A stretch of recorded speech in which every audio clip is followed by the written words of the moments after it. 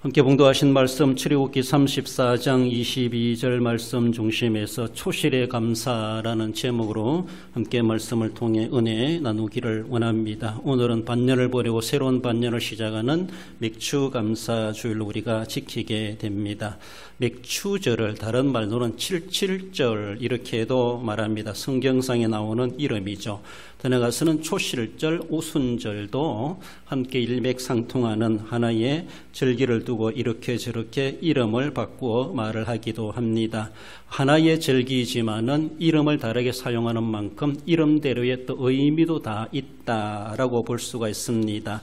맥추절이죠, 77절이죠, 초실절이죠, 오순절로 다 말을 다 해석할 수 없지만은 각자의 의미를 가지고 있고 그만큼 우리의 맥추절은 넓은 의미를 가지고 있다라고 말할 수가 있습니다. 오늘은 초실이란 말로 그렇게 생각해 볼 때 초실은 처음 열매라는 것이죠. 첫 번 거둬들이는 처음으로 거둬들이는 열매다, 과실이다, 곡식이다, 그렇게 결과물을 말씀해 볼 수가 있습니다.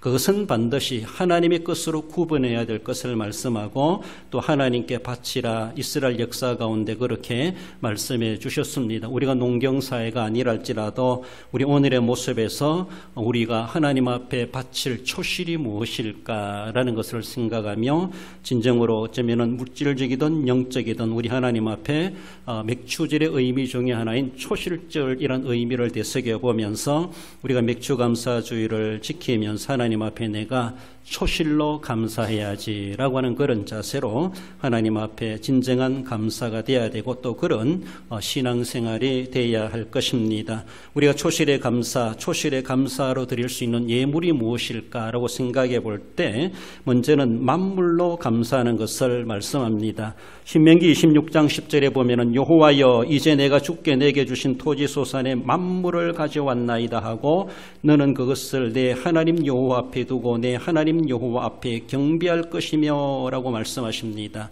모세는 이스라엘 백성들이 가나안 땅에 들어가서 이제 토지 소산을 생겼을 때에 만물을 구분해라, 만물을 구별하여서 하나님께 드리라, 내 하나님 여호와 앞에 두고 내 하나님 여호와 앞에 경배할 것이며 그렇습니다. 하나님 앞에 빈손으로 나아가지 않아야 될 우리들, 그때 하나님 앞에 가져가야 될 그 예물 중에 하나가 만물이다라고 하는 것을 가르쳐 주고 있습니다. 만물이란 말은 레시트란 그런 단어인데 롯이란 그런 말에서 유래되었다 그렇게 말하면 이 롯이란 말은 머리, 최고 이런 의미를 가지고 있죠. 그런데 만물의 말을 말해보면 첫째요, 최초요, 시작이요, 최상이다, 최고 좋은 것 이것을 가리켜서 질적으로도 그렇게 말하고 순수로 보면은 제일 먼저, 최초, 처음 이런 의미를 가지고 있는 것이 만물입니다. 바로 토지소산의 만물을 가져왔나이다 라고 하나님 앞에 드릴 수 있어야 될 것, 우리가 드려야 될 초실의 감사 예물이 만물이라고 하는 것을 말씀하죠. 출애굽기 23장 19절에 보면은 내 토지에서 처음 거둔 열매 가장 좋은 것을 가져다가 너희 하나님 여호와의 전에 드릴지니라. 처음 거뒀음에도 불구하고 그 중에서도 좋은 것, 가장 좋은 것이 처음 거둬들인 것이고 만물이다. 만물의 의미와 만물의 예물이 어떤 것이어야 되는가를 그렇게 말씀하죠. 이는 앞으로 하나님께서 모든 소산물을 대표하는 것이죠. 내가 첫 수확을, 첫 것을 하나님께 드린다고 하는 것은 우리가 헌금으로 바라보면 11조 자세다 이렇게 말할 수가 있습니다. 11조는 내가 하나님 앞에 소득이 있을 때에 열의 하나를 구별하여서 하나님 앞에 드리게 되죠. 그 의미가 무엇입니까? 열의 열, 모든 것이 하나님이 주인이시고 하나님이 주셨습니다. 그것을 신앙적으로 고백하여 표현하는 것이 10의 하나를 하나님 앞에 예물로 구별하여서 하나님의 것으로 드리는 겁니다. 그렇습니다. 열의 하나를 하나님께 드릴 때 열의 열을 드린 것으로 하나님 다 인정해 주시고 나는 열의 하나를 드리지만은 이 모든 열의 열을 하나님이 내게 주셨습니다. 이 신앙을 고백하는 겁니다. 내 모든 먹고 사는 모든 삶의 주인은 바로 우리 하나님이십니다. 내 모든 소유의 주인은 하나님이시고 내 소득의 모든 주인이 하나님이십니다. 하나님이 주셨으므로 내가 이렇게 가지게 되어 되었습니다. 그것을 표현하는 것이죠. 하나님 주신 건 열의 열을 다 드릴 수 없지만 열의 하나를 드림으로 그런 신앙의 표현, 그런 자세를 가지라고 우리 하나님은 말씀하셨습니다. 그렇습니다. 만물을 드린다. 처음 것을 드린다고 하는 것은 앞으로 거두드릴 여러 모든 결실물에 대해서 다 하나님의 것을 인정하는 것이고 하나님이 주셨다라는 것을 고백하는 것이고 그것이 하는 대표성을 가지고 있는 것이 만물이라는 겁니다. 만물이 별것 아니고 많지도 않지만 그러나 그 만물을 내가 딱 없이 하나님 앞에 드리지 않는다면은 하나님의 것을 다 도둑질하는 거나 똑같습니다. 다 자기가 자기 것으로 인정하는 거나 다를 바가 없습니다. 그러나 만물을 하나님께 드릴 때, 열의 하늘을 하나님께 드릴 때 하나님은 너가 내 모든 것을 내게 다 드렸구나. 하나님은 열의 열을 드린 것으로 하나님은 인정하시겠다라는 것입니다. 초실의 감사는 그렇다는 겁니다. 11조 정신이기도 하고 만물 자세, 만물을 드리는 것임을 말씀합니다. 첫 번째 것이고 최고로 좋은 것이다. 이런 의미를 가지고 있습니다. 하나님을 지극히 사랑함으로 드리는 그런 11조의 자세가 있는 것처럼 정말로 그 무엇보다도 첫 것을 하나님 앞에 드릴 수 있다고 하는 것. 어떤 사람들은 일반적인 모습에서 월급을 받는다 그러죠. 매달 받는 그런 소득을 통해서 처음 취업하여서 첫 봉급을 전액을 하나님 앞에 다 드리는 것을 볼 수가 있습니다. 그만하게 할 수 있지 않겠는가 그런 생각을 해봅니다. 그렇습니다. 우리 청년들도 취업을 앞두고 기도하고 준비하고 공부하고 있지만은 정말로 언제 어떻게 될지 알지 못한 그런 가운데 나라여건 이런 소득이 있게 하시고 직업이 있게 하시고 이렇게 수익이 있게 하셨다라는 것. 그래서 달에 첫 봉급을 하나님 앞에 드릴 수 있다고 하는 것은 지극히 신앙적인 자세가 아니겠는가 그런 생각을 해봅니다. 내가 한 달 늦게 취업했지 이렇게 생각하면 쏙 편합니다. 그렇습니다. 그러므로 하나님 앞에 우리가 11조뿐만 아니라 첫 봉급 전액을 드릴 수 있으면은 그것도 하나의 우리가 가질 수 있는 하나님 앞에 앞으로의 직장생활, 앞으로의 모든 소득생활, 경제생활 그 모든 것을 하나님 앞에 인정하는 11조의 자세가 아니겠는가 그런 생각을 해봅니다. 아무튼 하나님께서는 이스라엘 백성들을 통해서 하나님 앞에 맥주절에 감사를 드릴 때에 초실의 감사의 의미를 가지고 드릴 것을 말씀하십니다. 레위기 23장 10절에서도 너희는 내가 너희에게 주는 땅에 들어가서 너희의 곡물을 거둘 때에 너희의 곡물의 첫 이삭 한 단을 제사장에게로 가져갈 것이요 라고 말하고 있습니다. 많지 않습니다. 보면은 첫 단, 처음으로 거두드린 좋은 것을 첫 단으로 거두들이 가지고 그 한 단을 제사장에 가져가라 라고 말씀하죠. 그러므로 제사장 그것을 가지고 흔들어서 하나님 앞에 제사를 드리게 되죠. 즉 하나님께 바친다라는 것이고 그 첫 단은 하나님의 것이다 구별하는 것입니다. 앞으로 거두드릴 모든 단들, 모든 수확물도 하나님이 주셨습니다. 하나님의 것입니다. 하나님이 주신 내가 거두게 되었습니다. 하나님의 주인, 하나님의 소유권을 인정하는 그런 자세를 말씀하십니다. 그렇습니다. 하나님께서 우리를 구속하시기 위해서 억만제약 가운데서 우리를 구속하시기 위해서 하나님께서는 독생자를 우리를 위해서 내어주셨습니다. 우리를 위해서 제물로 주셨습니다. 독생자는 맏아들입니다. 맞입니다. 더도 덜도 없습니다. 그 독생자까지 내어주신 우리 하나님, 우리를 위해서 구속의 제물이 되게 하셨고 우리를 위해서 나는 너희들을 이렇게 사랑한다. 독생자 이상까지도 우리 내어줄 만큼 독생자만큼이나 우리를 그렇게 사랑하신다. 우리의 구원을 그렇게 필요성을 느끼시고 우리 하나님께서는 당신의 맏아들을 우리를 위해서 내어주신 것이죠. 그래서 그는 부활의 첫 열매가 되셨고 우리의 맏아들이 하나님의 맏아들이 되셨고 우리는 하나님의 자녀라 일컬음을 받게 된 사실을 우리는 알고 있습니다. 하나님께서도 독생자를 주시기까지 하시면서 우리를 구속하시고 우리를 그렇게 구원해 주신 하나님의 그 은혜를 우리는 생각해 볼 때 하나님 앞에 내가 만물을 드리지 못할 수 있을까? 구속의 은혜의 감격을 가지고 하나님이 이토록 나를 사랑하셨구나. 이처럼 사랑하사 독생자를 주셨으니 나를 그렇게 사랑하셔서 하나님의 만물, 하나님의 독생자, 하나님께서 나를 위해서 그렇게 이렇게도 내어주셨다라면 내가 하나님 앞에 어떻게 드릴 수 있는 만물을 내가 부정할 수가 있겠는가라는 것입니다. 늘 구속의 은혜의 감격을 가지고 있다라면 우리 하나님께서 우리를 위해서 그렇게 내어주신 그 독생자의 구속의 제물을 생각해 보며 예수님께서도 우리를 위해서 기꺼이 십자가를 마다하지 아니하시고 아버지의 뜻을 따라서 순종하여 희생의 제물이 되시고 우리를 억만제약 가운데서 구속하시고 우리의 살 것을 위해서 부활하셔서 우리가 진정으로 구속함을 받고 하나님의 나라를 유업으로 받을 수 있는 영생을 얻게 되게 하신 그 은혜를 생각할 때 하나님 앞에 내게 있는 가장 좋은 것, 내게 있는 가장 처음 것들을 하나님 앞에 드리지 않을 수가 없다라고 하는 것을 말씀합니다. 느헤미야가 이스라엘 백성들을 이끌고 예루살렘에 돌아와서 예루살렘 성을 재건하고 중건하면서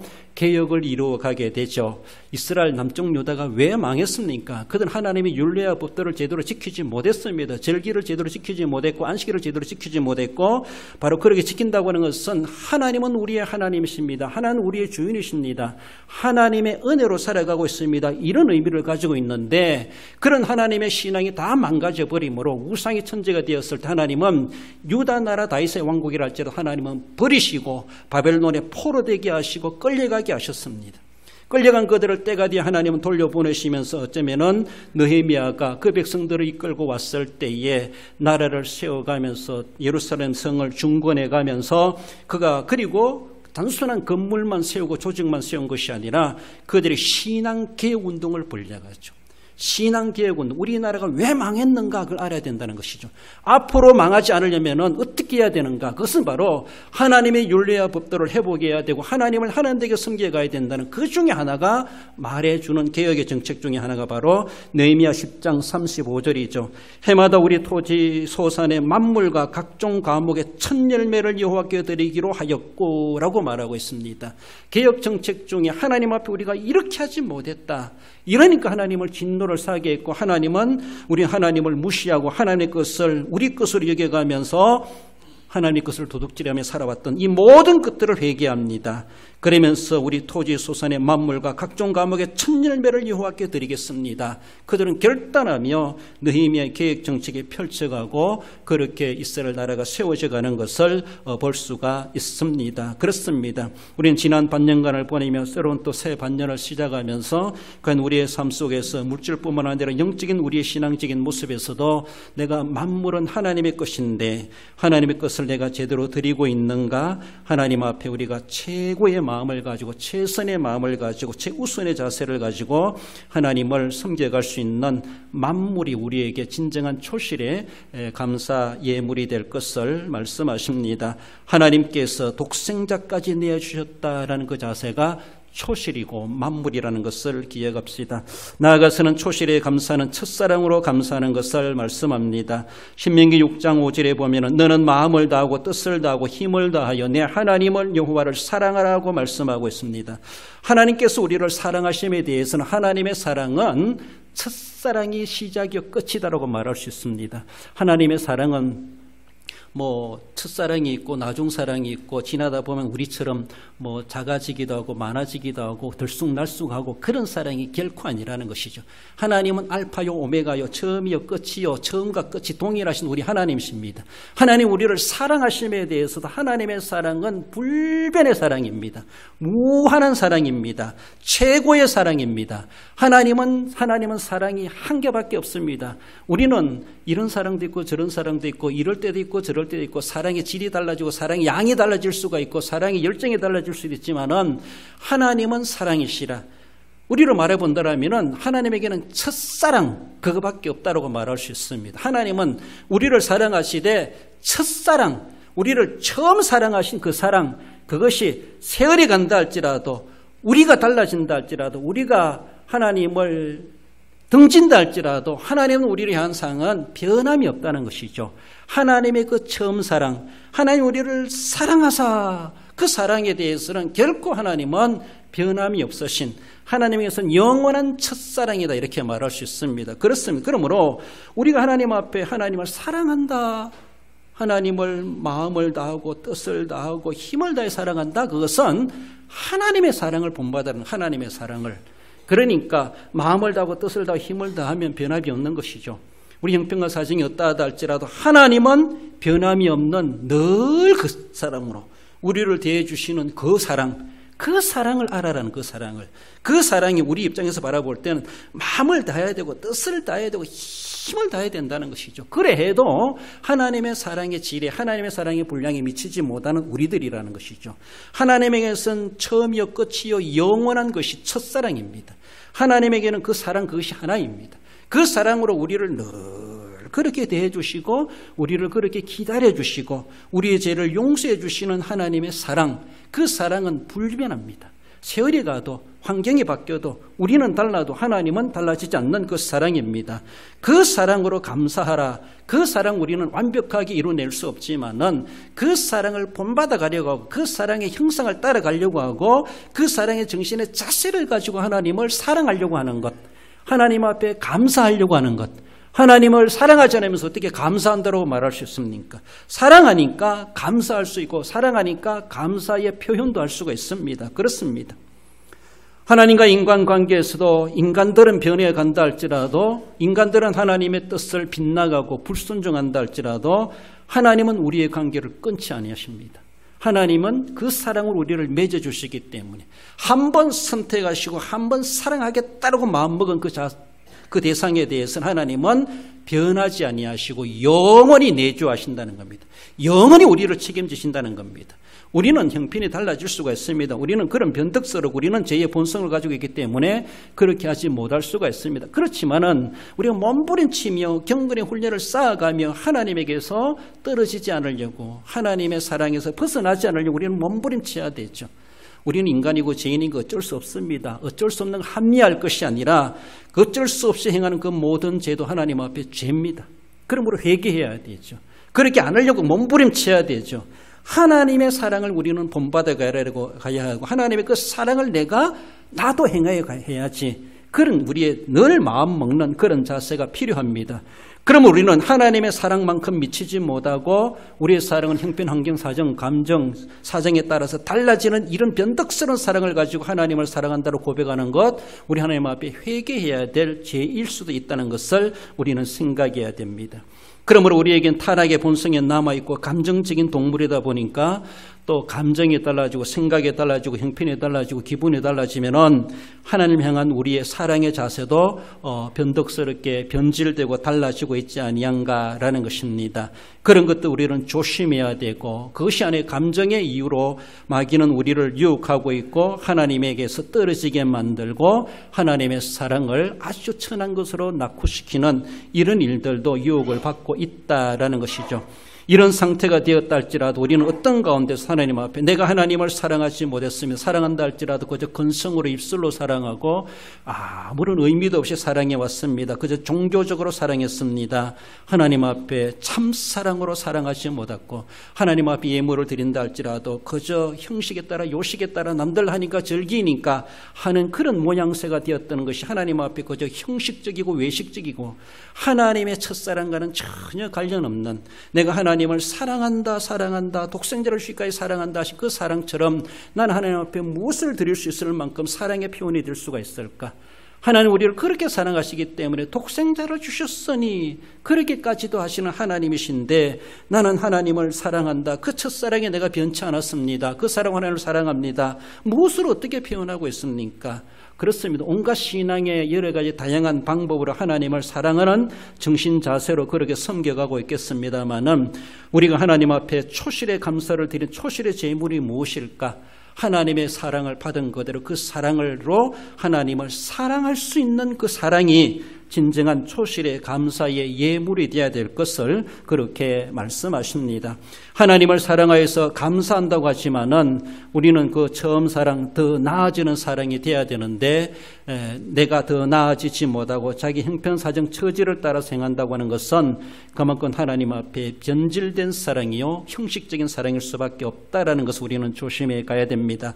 할 수 있으면 우리는 구원의 감격이 충만해야 되고 하나님의 은혜에 대한 은혜가 충만해야 되고 감사가 충만해야 되고 충성이 충만해야 되고 하나님 앞에 헌신이 충만해야 되죠. 그렇습니다. 그 충만한 심정을 가지고 하나님의 그 사랑을 나도 그렇게 사랑합니다 라고 사랑할 수 있어야 되죠. 예수님께서 에베소 교회를 향하여 책망하시는 내용이 무엇입니까? 계시록 2장 4절에 보면은 너를 책망할 것이나니 너의 처음 사랑을 버렸느니라. 그렇게 나를 사랑한다 했음에도 불구하고, 물론 우리가 하나님을 사랑한다 하는 것이 다가 아니죠. 사실 첫사랑의 본질은 하나님의 사랑입니다. 그 사랑으로 우리도 하나님을 사랑해야 되는데, 에베소 교회가 어쩜 처음에는 그렇게 했을 것이다 라고 보여지는데, 그런 사랑이 그렇게 충만했는데, 어쩜 그러나 지금 와서 바라볼 때 예수님은 그 교회를 향하여서 책망할 것이 있나니 사랑이 없다라는 것이죠. 그 처음 사랑을 버렸다는 것이죠. 사랑 안 한다는 것이 아니라 처음 사랑이 없다는 겁니다. 하나님의 사랑을 반하는, 하나님의 사랑에 준하는, 하나님의 사랑을 본받아가고자 하는 그런 자세, 하나님에 대한 정말로 열정적인 그런 사랑, 사랑의 충만함, 그 은혜의 감격의 충만함, 그저 종교적으로 행하는 사랑이 아니라, 그런 신앙생활이 아니라 정말 하나님의 사랑에 내가 부끄럽지 않을 정도로 몸부림치는 그런 마음, 진솔한 그런 사랑, 그런 사랑이 어쩌면 그에게는 없었다라고 하는 것이 책망거리라는 것이죠. 우리를 바라보면 그 속에 은혜의 감격이 온데간데도 없고, 그저 종교생활로 주일 예배 드리오고 그저 예배 시니까 오는 이런 모습, 그 속에 은혜의 감격 없이 우리가 주님을 섬겨가는 것은 그저 종교생활입니다. 이방 종교, 세상 종교 사람들이 종교생활하는 거나 다를 바가 없습니다.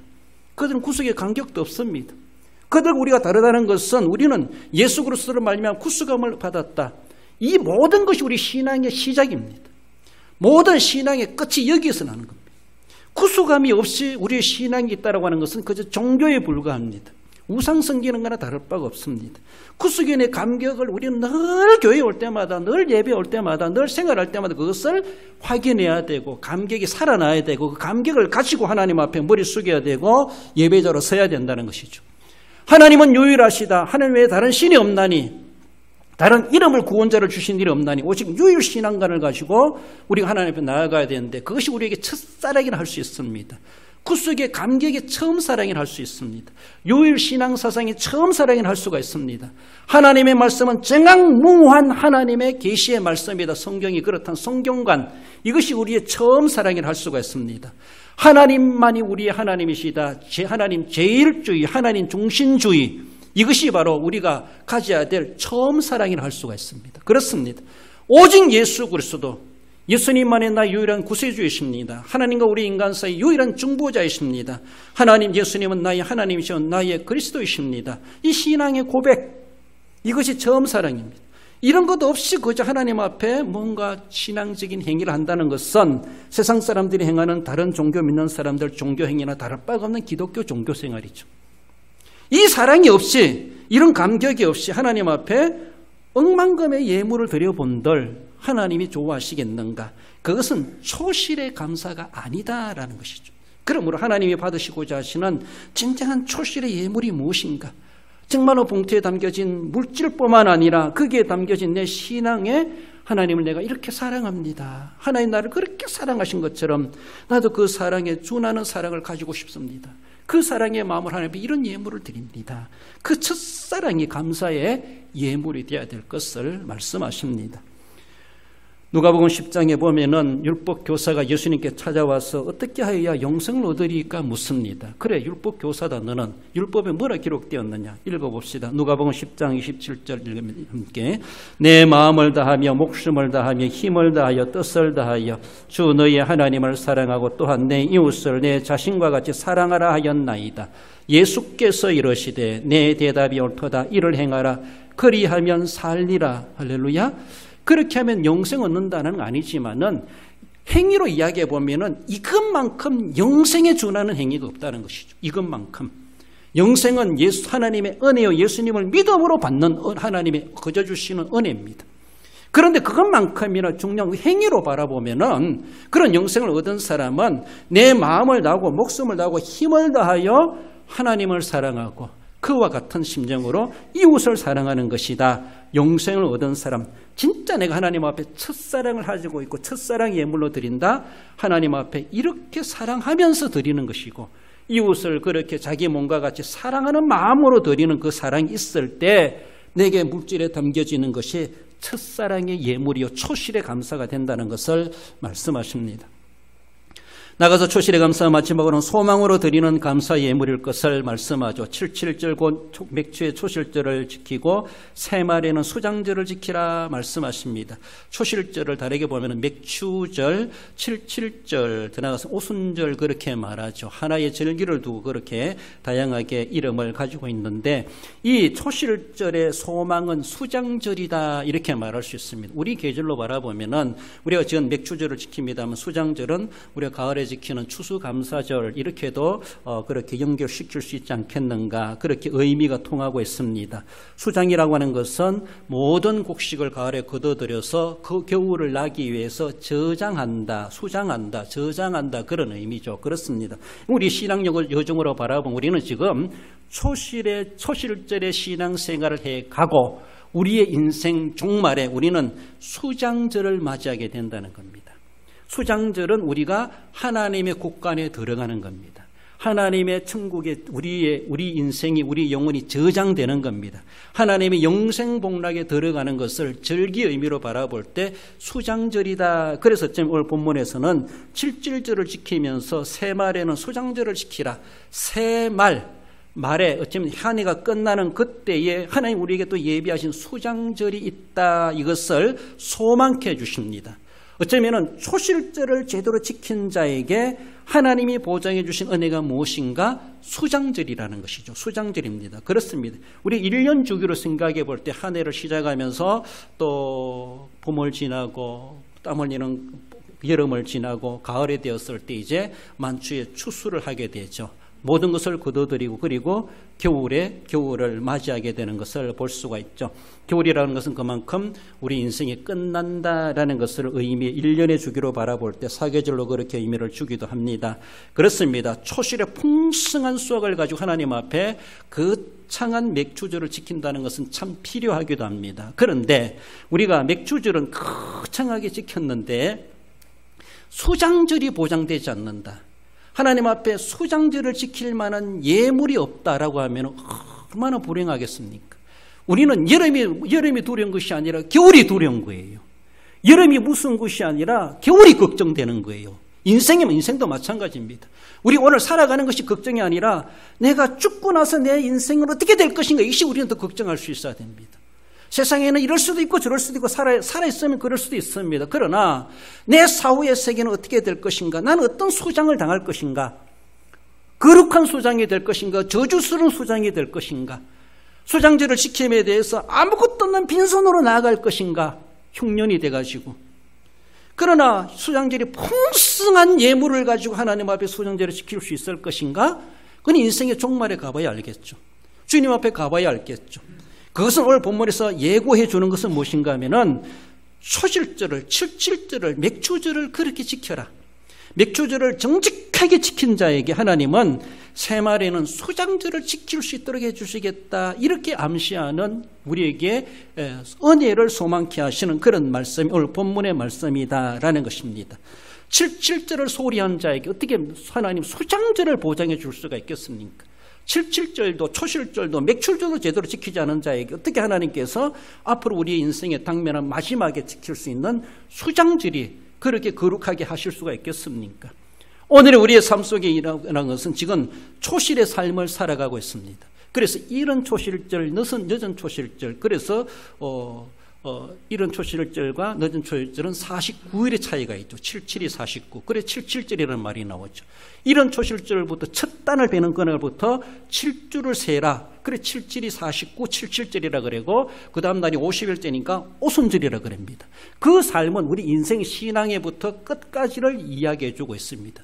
그러므로 이렇게 하나님 앞에 맥주절을 잘 지킨 자에게 하나님은 새말이 되었을 때 수장절이 있게 하시겠다. 그런 의미를 말씀해 주십니다. 그러므로 우리가 그렇게 애쓰고 여름에 땀 흘리고 수고한 것이 아무런 손해가 되지 않고 결국은 가을에 참 보람이 다 그렇게 땀 흘리고 애쓰고 수고했던 것이 이런 수확물이 있게 되었구나라고 하면 우리가 추수감사절을 지키는 것처럼 우리 인생의 말년에 그렇게 하나님의 국간에 들어갈 만한 알곡신자로서 하나님 앞에 인정되어지고 천국에서의 거룩한 수장절을 지키게 될 것을 우리에게 말씀하십니다.